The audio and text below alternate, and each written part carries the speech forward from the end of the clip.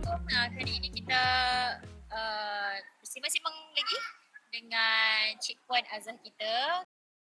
Tip, tip bagi mereka yang menginginkan atau ingin menghasilkan buku travelog, sama ada secara individu ataupun secara berjemaah. Okey, sebab saya tahu ramai yang kadang-kadang memang suka travel. Okey, tetapi mereka ingin abadikanlah pengalaman dalam buku yang berbentuk genre travelog ini. Jadi mungkin saya nak tahulah what are the do's and don'ts perhaps. Sebab kadang-kadang ada orang kita humban apa saja kan dekat dalam berikan segala informasi, tetapi mungkin apakah perkara-perkara yang perlu dititik beratkan apabila kita hendak menulis sesuatu yang berbentuk non-fiction ni untuk dikongsikan bersama pembaca. Okey, baiklah. Untuk travelog, dia ada dua jenis. Satu yang tulis ikut kronologi. Okay. The whole trip lah maksudnya, daripada start packing ataupun start beli tiket mungkin. Start planning lah, daripada planning sampai balik. Okay. Itu satu, ikut kronologi. Dan yang kedua, anecdotes. So short stories daripada macam buku saya, daripada beberapa trip berbeza, tempat berbeza.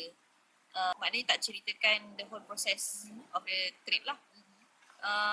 So itu tak kisah, mana-mana pun okey. Saya buat anecdotes sebab saya kalau tulis kronologi dia jadi loose sangat cerita dia. Macam okey, ni nak cerita tip dia. Okay. Kalau kata kita tulis travelog, travelog ni memanglah literally translate dia jadi catatan perjalanan, betul? Log perjalanan kan, log kembara. Betul. Tapi dia tidaklah mesti kita tulis, okey hari ni bangun pagi buat apa, berus gigi, minum kopi, semua pun nak cerita. Hari ni pergi mana, selfie di mana. Sebenarnya yang travelog ni yang perlu diceritakan adalah apa yang kita alami sewaktu bergembara tu. Okey. Apa yang kita tengok, apa yang kita perhati, apa yang kita amati dan juga apa yang kita fikirkan daripada apa yang kita tengok itu. Itu satu. Sebabnya salah seorang mentor saya dalam penulisan ni, Puan Nisa Harun, beliau yang sebutkan, dia kata travelog bukan setakat cerita macam mana nak booking tiket, di mana berapa harga, naik train stesen mana, turun mana, tak. Tapi lebih kepada yelah emosi kita masa tu, pemikiran. Lebih kepada perkongsian pemikiran. Sebab semua orang pergi Seoul, katakan. Semua orang pergi Tokyo. Semua orang pergi tempat yang sama. Jadi kalau semua orang tulis benda yang sama, apa yang menarik kan? Betul. Dan jadi itu Google pun boleh. Ya. Kita Google pun boleh. Maklumat tu semua kita Google saja. Free. Tapi apa yang dikongsikan, okey, walaupun saya pergi ke Seoul, Khairiyah pergi juga ke Seoul, Betul. tapi apa yang kita alami tu berbeza. Apa yang kita nampak, orang mana yang kita jumpa, pengalaman yang kita lalui. Ada orang pergi Istanbul kena scam. Ada orang pergi Istanbul okey je. Tak apa. So cerita-cerita macam tu sebenarnya yang perlu diceritakan dalam travelog. Jadi yang kita nak cakap ni, kita perlu orang kata selektif lah dengan apa yang hendak kita tulis. Kemudian apa yang membezakan kita dengan penulis lain tu ialah pengalaman lah. Pengalaman tu yang mahal sebab apa yang kita lalui orang lain tidak lalui. Mungkin kita even pergi tempat yang sama, tapi mungkin pada waktu tu ada konflik yang berlaku. Even konflik sendiri adalah konflik yang berbeza mungkin. Di tempat yang sama, dua-dua ada konflik tapi berbeza. Jadi itu yang orang kata kita hendak menulis apa untuk memberikan buah pemikiran biar orang lain pun dia berfikir jugalah. Ada lagi tip lain tak? Letak gambar. Okey, travelog saya buat kajian pasaran. Travelog. Pembaca travelog suka buku yang macam mana? Okey. Pembaca travelog suka buku yang banyak gambar dan berwarna. Kita perlu ingat, pembaca travelog ni bukan semestinya orang yang suka travel juga. Mungkin kebanyakan mereka tak berpeluang untuk travel. Tak. berkemampuan dari segi kesihatan, duit dan sebagainya. Jadi mereka menumpang pengalaman kita tu dengan baca buku kita. Jadi dia tak perlukan pun yang tadi macam tip naik bas berapa nombor berapa tu, itu dia tak perlukan itu. Dia nak tahu cerita di Istanbul ni macam mana, apa rupa dia. Dia nak tengok gambar. Dan gambar mesti besar. Dan gambar pasport je. Oh, kecil sangat lah. Tak nampak kan? Dan juga mestilah bukannya sekadar gambar kita saja. Okey. Macam ada orang nak buat buku ataupun blog lah. Kita tengok blog pun banyak orang letak gambar dia je. Selfie dia je penuh. Jadi mana pemandangannya? Mana bangunan tu? Kalau macam pergi Europe kan banyak bangunan, architecture dia sangat mengagumkan. Betul. So kita nak tengok bangunan tu. Tapi kita letak selfie. Semua gambar selfie.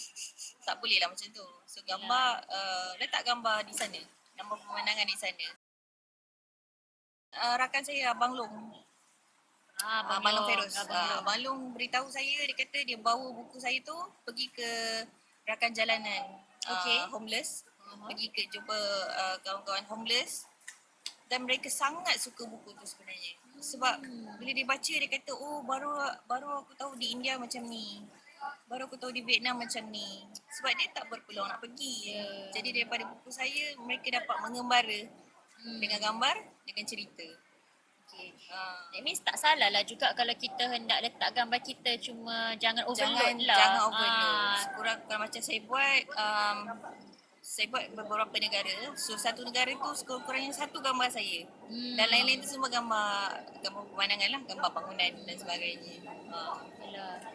Asalkan macam ada kena-mena, ada orang suka ambil gambar tentang penduduk-penduduk di sana dengan keizinan mereka kan. Jadi at least mungkin kita bercakap atau kita bincang tentang orang-orang di sana, cara kehidupan mereka. Jadi okey, dan kita snapshot gambar mereka. Jadi kena relevan lah dengan buku yang kita tulis kan. Orang kata jangan syok sendirilah. So, cuma selfie muka kita tapi pemandangan tak nampak. So in the end jadi buku selfie lah. Kalau macam kata tip-tip tu lah macam saya sebut tadi, tip train ke tip bus tu boleh. Cuma bukanlah wajib. Saya berpegang pada perkara ni. Saya travel, biasa kan orang akan cakap, pergi travel bawa lah balik oleh-oleh kan. Tapi takkan saya nak beli untuk semua orang tu. Jadi apa yang saya boleh buat, saya pergi, saya bawa balik cerita, saya bukukan, dan itulah oleh-oleh saya untuk semua orang. Bawa cerita dan bawa saya punya apa yang saya fikir, apa yang saya rasa, apa yang saya nampak, apa yang saya perhati. Itulah saya jadikan souvenir dan orang boleh simpan souvenir tu dalam pemikiran dia pula. Melalui buku. Satu souvenir yang orang kata bukan benda yang maujud lah, tetapi lebih kepada sesuatu yang kita dapat simpan sampai bila-bila.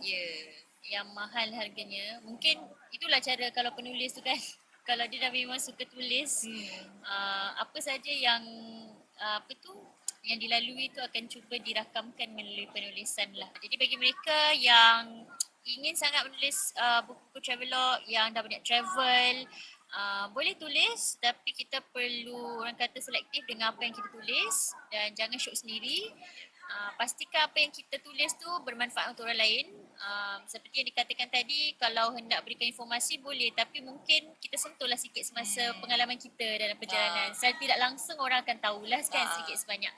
Okay, so terima kasih Azhar kerana berkongsi sekali lagi kali ni tentang tip travelog pula. Okay, jadi insyaAllah lah kita akan jumpa lagi di lain masa. Bye.